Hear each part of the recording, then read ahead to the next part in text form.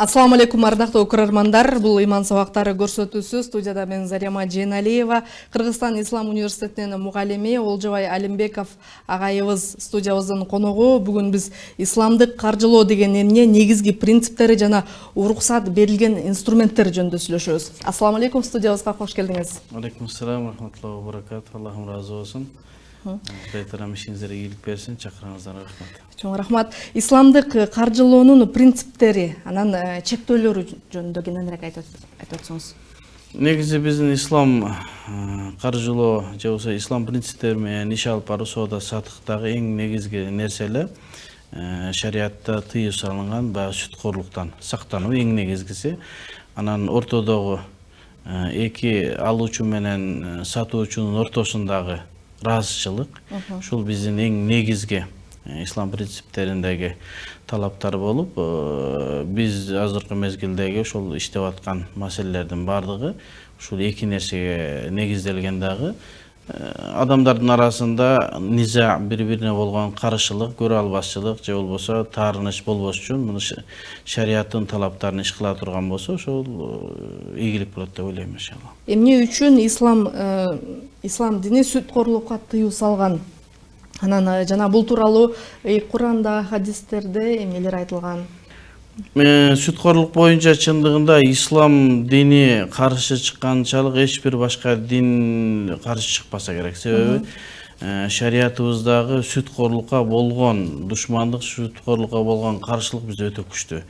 Бизде Куранда Аллах Тааланын аяттарында бул сүткөрлүк боюнча көптөгөн аяттар келген, жана пайгамбарыбыздын хадистеринде мисалы Аллах Табарака ва Таала Бакара сүрөсүндөгү аятта халаллахул бай'a ва харрама риба, Аллах Табарака ва Таала сооданы адал кылды да сүткөрлүктү арам кылды деп экөөнү эке бөлүп караган. Андан башка дагы Бакара сүрөсүндө фa'зану би харбин миналлахи ва расулих, Аллах Таала ошо сүткөрлүк кылгандарга Аллахтын жана пайгамбардын согушу болсун деген. Мындай ушундай оор аяттар биздин Куранда келген, жана пайгамбарыбыздын хадистеринде дагы Ибн Мас'уд радияллаху анху риваят кылган, пайгамбар саллаллаху алейхи вассаламдан риваят кылып айтат, ошол сүткөрлүктан желген акчага лаанат болсун, анын ошол өкүл болгонуна, анын күбө болгондоруна, анын жазгандарына дегеле ошол сүткөрлүккө байланыштуу болгон баардык нерселерге лаанат болсун деген пайгамбарыбыздын хадистери. Дегеле бул боюнча бизде ислам булактарында маалыматтар көп. Ошондой эле бизге негизи биз мусулмандар Куран менен хадистен түз өкүм алганга биздин азыркы мезгилде мүмкүнлүгү жок. Биз ошон үчүн жанагы мазхаб кармашыбыз керек, Ханафи мазхаб дегендей. Ошол бизге түзүлүп берилген система, ошол Ханафи мазхабта бүтүндөй аяттардан, Курандардан алып, акыркы бизге болгон өкүмдү, эрежени түзүп берген. Ошого имам Az-Zayla'i деген бизде Ханафи мазхабтагы чоң аалым бар. Өзүнүн Табиин Хаккайык, Шарху Канз Дакайык деген китебинде бүтүндөй аалымдар рибанын же болбосо сүткөрлүктүн арам экендигине бир ооздон келишишти деген бар. Ушул аяттар негизинен бизге далил болуп, жана аалымдардын сөздөрү далил болуп берет. Сүткөрлүк динибизде четке кагылган нерсе. Анын зыяндуулугу боюнча айтат, чындыгында сүткөрлүктүн зыяндуулугу өтө көп. Себеби сүткөрлүктүн барып эле бир адамдар өтө көп байып кетет дагы, бир адамдар өтө кем багалдыкка учурайт. Дүйнө жүзүндө бул тенденция өтө өсүп аткан мезгил. Азыр колунда бар жанагы чоң фирмалар баардык сүткөрлүк менен кирип, адамдарды жадагасы мамлекеттерди карызга коюп койгон учурлар бар. Ошон үчүн шарият ушун түк тамырынан арам кылган. Ошол сүткөрлүктү азайтууга кандай сунуштарды берет элеңиз? Ислам келгенге чейин сүткөрлүк кеңири таралган жер бетинде. Сүткөрлүк деген ошо бирөөнүн акчасын себепсиз алуу. Бирөөгө сүткөрлүктүн ар кандай түрлөрү бар. Ал адамдарга сүткөрлүктүн түрлөрүн үйрөтпөй эле коелу. Негизи сүткөрлүк бар түп тамыры менен арам болгондо исламга чейин эле бул соода жүрүп келген. Ислам келгенден кийин муну түп тамыры менен арам кылып жокко чыгарган.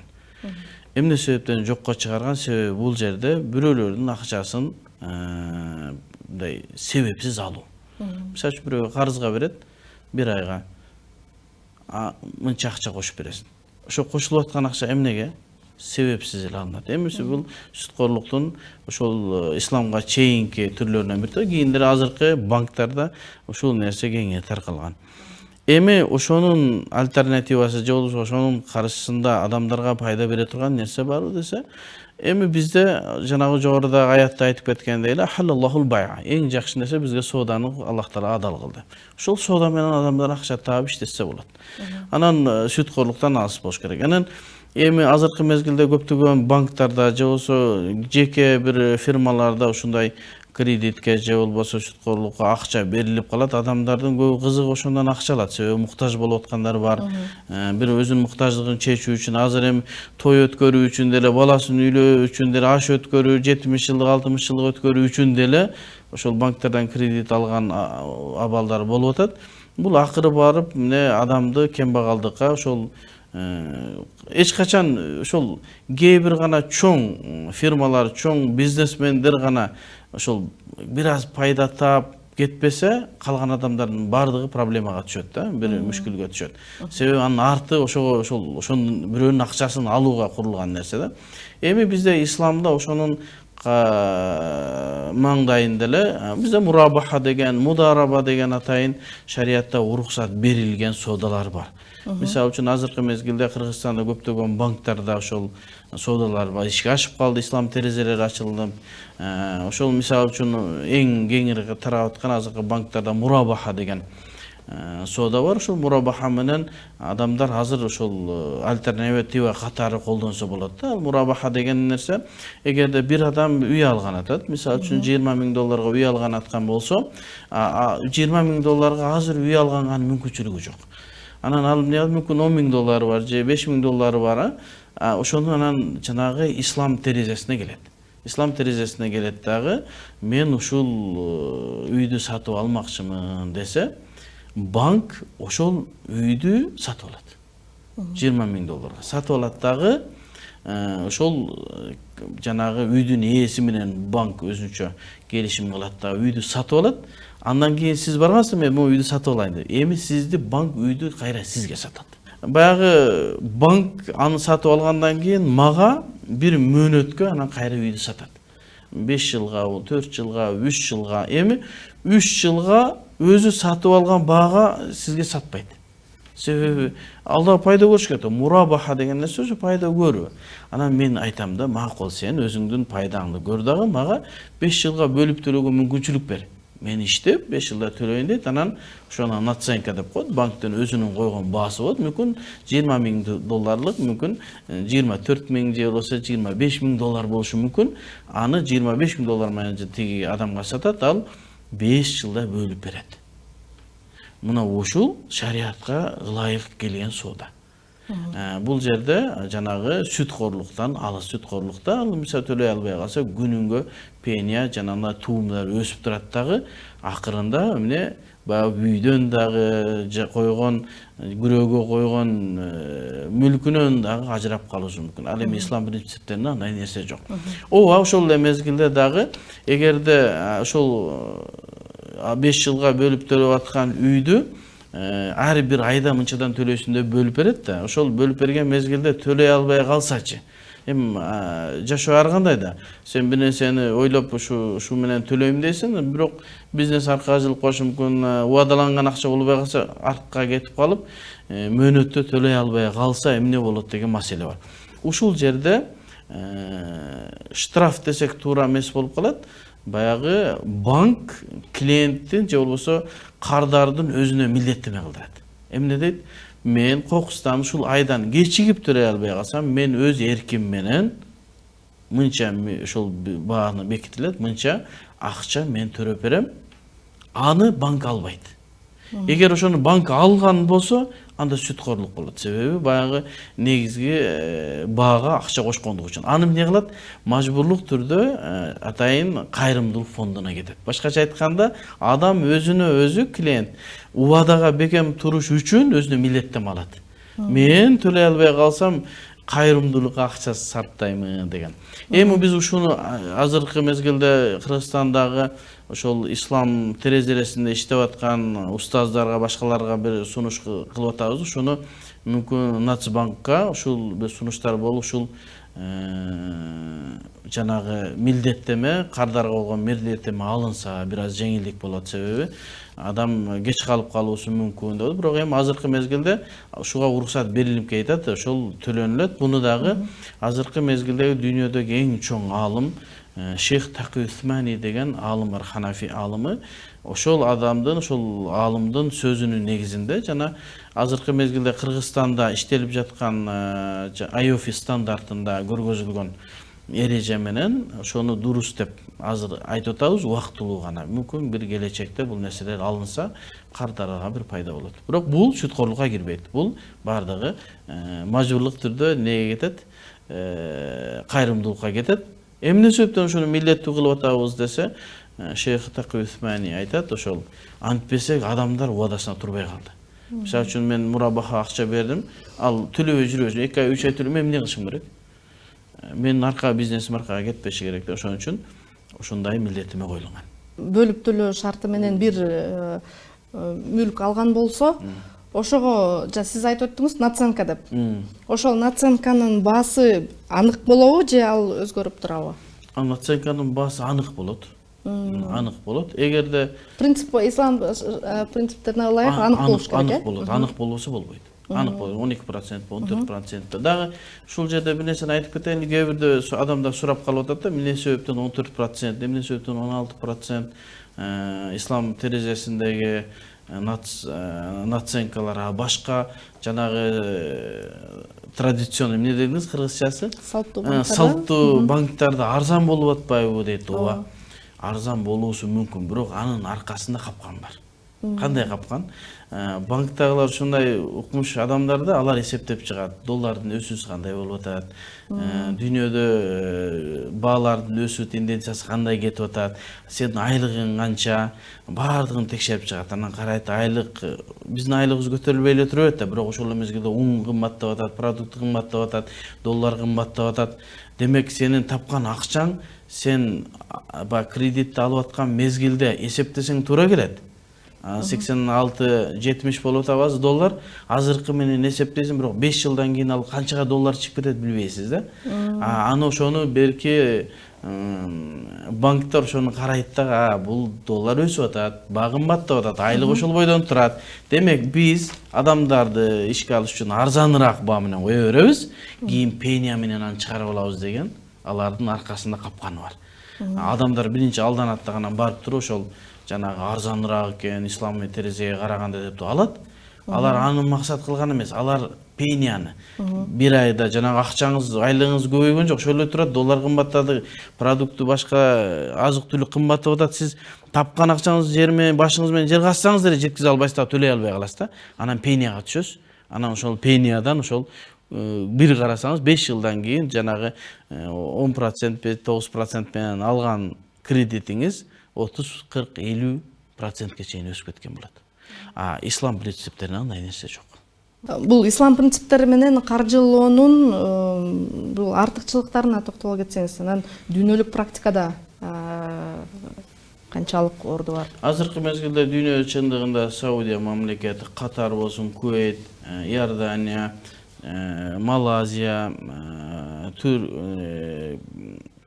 Пакистан, азыр ушулар ислам принциптери менен чоң банктарда иш алып барып ийгиликтүү болуп атат. Себеби адамдарга пайдасы келип аткандыгын бул бардыгы эле көрүп атышат. Азыркы көпчүлүк адамдар ошол мурдагы жанагы салттуу банктардан албастан азыр бул жака өтүп башташты. Көпчүлүгүндө. Эми азыр Кыргызстанда дагы биз бул ишин жаңы баштап атат банктарыбыз. Эми ошол банктарда бул кичине убакыт керек, себеби адамдардын аны көнүүсү керек, ага ишенүүсү керек. Ан үчүн ошол банкта иштеп аткан ислам советтегилер, башкалар мүмкүн болушунча адамдарга бир жеңилдикке жолдорун карашы керек.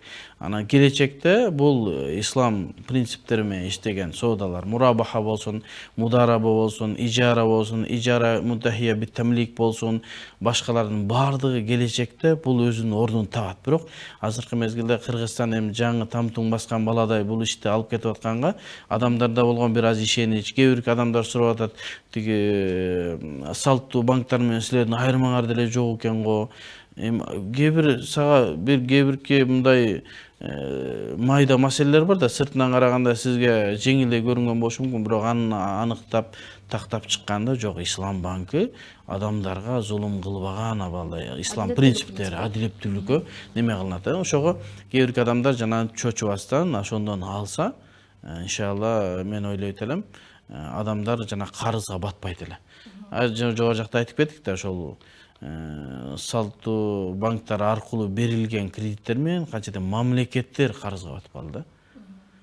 Түпкүрүгүндө ошол бирөөлөрдү көз каранды кылуунун бирден бир жолу ошого өзүбүздүн ислам принциптерине өтсөк, иншалла жакшы болот. Финанс адистери баягы каражатты банкта сактоо баягы ишенимдүүрөөк деп айтышат эмеспи? Анан бул жерде суроо, депозит баягы колунда бар адамдар каржысын көбөйтүү максатында же болбосо сактоо максатында депозитке акчасын сактай алабы? Биздин Кыргызстандагы банктарда жаңы иштелип башталган ошо ислам принциптерине туура келген азыр бизде мудараба деген соода бар. Мудараба деген бул ошол жанагы эки тараптан болушу мүмкүн, же банк тараптан, же кардар тараптан. Мударабанын сүрөтүн айта турган болсок, ал кандай болот? Акча бир тараптан болот, жумуш экинчи тараптан болот. Анан ортодон түшкөн акчаны келишимдин негизинде бөлүп алат. Эми ал жерде өзүнүн шарттары бар. Эгерде күйүп кетсе кандай болот, банкрот болсо кандай болот, анын баардыгы адилеттүүлүк менен чечилинген. Азыркы мезгилде жаңы иш баштап атат мудараба. Эгерде бир адамдар ошол акчасын, бар акчасы, бирок убактысы жок ал иштеткенге ошол банктарга берсе, исламий принциптеринде ошол жерде банк ал акчаны иштетет дагы, анан кийин ошол жерде келишимге мүмкүн 50-50 бөлүшүшү мүмкүн түшкөн пайданы. Негизги расул мал дейт, негизи акчага тийбестен түшкөн акча бөлүнөт да. Же болбосо 60-40 чыгаша дагы бекиге бөлүнөт экен да. Ошону каралынат. Чыгаша дегенде кандай чыгаша? Мисалы, жоготуулар кандай жогошу? Амрун самауин деген бизде эреже бар да, мисалы үчүн кокустуктан болгон, бул мисалы үчүн товар келет, күйүп кетти машина, же болбосо бир эгин экти, жамгыр жаады, андай боло турган болсо эки тарап тең бирдей күйүшү керек болот. Ал эми кээ бирки жана иш кылуучу, акча берүүчү бир тарап, иш кылуучу тараптын баягы бизнести жакшы билбегендиктен бир өзү алешемдикке жол берген болсо, аны өзү мойнуна алат. Мисалы, жайында кышкы кийимдерди алып келип сатып аткан болсо, мисалы, же болбосо бир жерден товар сатып алганда мөөнөтү өтүп кеткен товар сатып алса, андай мезгилде иш аткаруучу адам мойнуна алат. Анын баардыгы ошол мудараба келишиминде эмне кылынган, тактаана жазылган. Кимдер кандай, баардыгы адилеттүү түрдө. Анан адамдар акчасын банкта сактоону каалайт. Себеби эң коопсуздук же коопсуз деп ойлойт да. Эми азыр үйүңө койсоң, азыр Кудай сактасын, ишенич жок. Ошон үчүн банкта сактоо. Эми ошол банкта сактаганда кандай сактоосу керек? Эми азыркы мезгилде бизде банктарга сактасаң болот, бирок банк аны иштетет. Ошону банк иштете турган болгондон кийин ал банк сенин акчаңды кандай иштетип атат, кайсыл жакка иштетип атат, ошону көзөмөлдөө биздин азыркы мезгилде оор болуп атат. Ошого азыр жаңы ушул акчаны сактоо боюнча Кардул Хасан деген өзүнчө неме счет ачылган. Бир адам өзүнүн акчасын, адал акчасын сактаганга банкка кое алат, аны карызга берет дагы, андан пайыз пайда көрбөйт. Болгону сактап, аны банк арам эмес, адал жака иштетет. Башкача айтканда, аны ошол Кардул Хасандын ошол атайын коюлган шарттары бар. Мен акчаны коёмун, ушул акчаларым арак сатылган жака иштелинбесин, бул сүткөрлүккө берилбесин деген мисалы үчүн шарттары бар. Ошол менен адамдар ошо Кардул Хасан счетунда өзлөрүнүн акчасын сактаса болот. Анан мурдарактагы анан жөнөкөй жанагы банкта да өзүнчө кое турган жерлер бар экен да. Сен пайда банк иштеткенге койгон акчаң бар, анан жок, иштетпей жөн эле сактап бер дейт. Ал сактап бергенине акча төлөйсүң. Ошол жөн эле иштетпей сактатканга дагы дурус. Ошол менен дагы өзү акча төлөйт. Мисалы үчүн 1 жыл төлөп сактап берет, 1 жыл акча төлөйт. Же болбосо ошо Кардул Хасан менен, ал Кардул Хасанды банк иштетет, бирок адал жака иштетет. Азыркы мезгилде биздин ушу банктарда ошол чоң маселе көтөрүлүп атат. Ошол өзүнчө Кардул Хасандын жанагы сандыгы өзүнчө болсо, аралашпастан жалпы банкка деп сунуштар болуп атат. Мүмкүн ошону ишке ашып кала турган болсо, адамдар коркпостон ошол Кардыл Хасанга өзүнүн счетторго өзүнүн акчасын койсо болот. Жакшы. Анан баягы дүйнөлүк чоң өлкөлөр ислам принциптери менен каржылоодо кайсы бир система менен иштешет, өзлөрүнүн иштелип чыккан. Анан Кыргызстан кайсыл өлкөнүн системасы менен иштеп атат, ошол боюнча айтып өтсөңүз. Азыркы мезгилде бүтүн дүйнөдө ошол IOFI деген стандарт бар. Ошол атайын иштелип чыккан ислам принциптерине ылайык соода саттыктын закондору десек туура болот, статьялары. Азыр дүйнөдө бардык жерде ошо IOFI стандарты менен иштелип атат. Азыр биздин Кыргызстанда дагы ушул стандарт ишин улантып, ошол башталгандан бери ислам принциптери менен банктарда иш башталгандан бери IOFI стандарты менен башталып кетет. Эми ошого сунуш катары эми IOFI стандарты түзүлгөндө ар кандай аалымдардын, ар кандай мазхабтардын пикири менен түзүлгөн система. Эми биздин Кыргызстанда Ханафи мазхабы болгондон кийин биз ошол Ханафи мазхабка ылайык иш алып барганыбыз жакшы болот. Биз мисалы орозодо Ханафи мазхаб менен, намазда, башка маселелердин, зекетте бардыгын Ханафи мазхаб менен иш алып баргандай, демек Кыргызстандагы ислам принциптери менен алып барылган соода саттыктарда Ханафи мазхабтын негизинде жүргүзүш керек. Кыргызстанда ошол бүтүндөй банктарда ошол ислам принциптери иштеп атат. Ал жерде ошол IOFI стандарты менен иштеп атат. Демек ошону расмийлештиришибиз керек. Бул сунушта ошону алымдар кеңешине алып келип, алымдар кеңешинде ошол биздеги Кыргызстандагы ислам принциптери менен иштеген банктар IOFI стандарты менен иштегенге уруксат деген экели кагазын бериши керек. Ошону ар бир банк өзүнүн кеңсесине илип алса, эртең бизге адамдар сурап келиши мүмкүн, кардарлар сурап келиши мүмкүн. Кээ бир соодаларды көрдүк го. Жанагы адамдар акчасын бергенде ала албай калган учурлар болду да. Эртең банктарга ошол мурабаха, мудараба менен кылгандар эртең да келиши мүмкүн да. Келип силер ислам принциптери менен иш алып барып атасыңар кана деп банкка барбайт, алар каяка барат? Муфтиятка барышы мүмкүн да. Ошого алымдар кеңеши ушуну колго алып, ошол азыркы мезгилде иштеп аткан IOFI стандартын колдон өткөрүп бериши керек. Биз ушул IOFI стандартын тааныйбыз, Кыргызстандагы банктар ушу менен иштесин деген. Андан кийин бизде коркпостон алымдар кеңеши чечип бергенден иштесек дурус болот. Бирок экинчи сунуш, биз эмне себептен өзүбүздүн ошол азыр бизде Кыргызстандагы банктарда 2-3 эле соода иш болуп атат. Азыр мудараба, мурабаха, мудараба, анан ижара мутахия бит тамлик, анан ушу 3-4 гана соода азыр эми ишин баштап атат. Демек, ушул 3-4 сооданы Ханафи мазхабка ылайык кылып, IOFI стандартынын немеси менен баягы жолу немесин окшотуп, өзүбүз түзүп чыгышыбыз керек. Мен ошону Назбанкка барган кеңешүүдө да мен өзүмө сунуш кылдым. Мисалы үчүн ошону бир мага мүмкүнчүлүк берди. 6 айбы, 8 айбы мен өзүмдүн командам менен ушул 4 соода боюнча Ханафи мазхабка арабча, кыргызча, орусча кылып даярдап бергенге бизде мүмкүнчүлүгүбүз бар. Анан IOFI стандартын колдонмо катары иштетип, баягы негизги булак эмес, колдонмо катары иштетилип, ушундай кылсак деген жакшы. Мисалы бүгүнкү бар ошол стандартта туура келбей карама-каршылык жараткан маселелерге мисал катары айтып өтсөңүз да. Эми ар бир немеде эле ошого кептелип атабыз негизи. Мисалы ошолордун бирөөсү эле ушул жанагы мурабахадагы адам кечиккенде төлөгөн айып бул.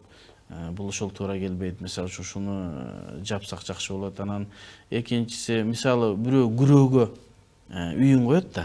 Анан анын документин алып, дагы бир нерсе кылып, кайра күрөөгө коюлган нерсени алып кеч келип кала турган болсо, ага дагы айып бул коюлган, ушул нерселерди жок кылынса. Анан арбун деген маселе бар бизде.